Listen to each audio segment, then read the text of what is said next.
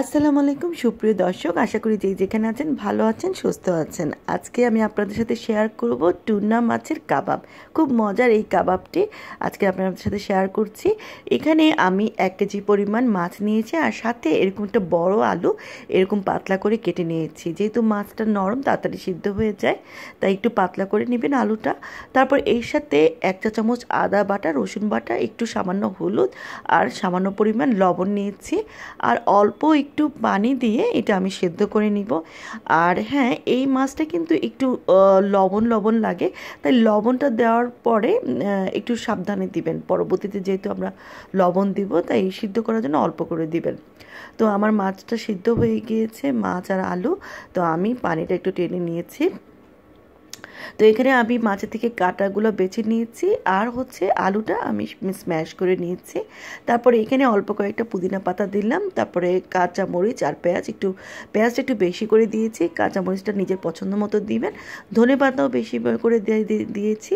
1 চা চামচ ধনিয়া গুঁড়া, 1 চা চামচ জিরা গুঁড়া দিলাম, আর দিলাম একটা লেবু অর্ধেকটা আমি রস করে দিয়েছি।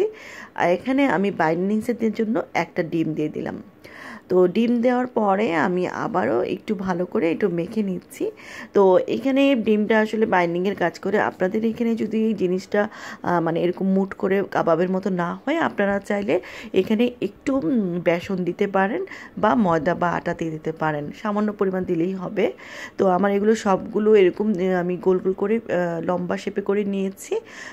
যেভাবে পারেন ডিজাইন করে নিতে পারেন। তো ডুবো তেলেও আমি একটু ভেজে নিচ্ছি। তো এখানে এই কাবাবটা যেহেতু মানে মাছটা যেহেতু সিদ্ধ করা আছে, তো আসলে ভাজতে কিন্তু খুব বেশি সময় নেয় না। তো আমি একটু অল্প করেই দিলাম, যদি খুলে যায় এই জন্য আমি অল্প করে দিলাম, কিন্তু আমার এটা একটু ভাঙে নাই।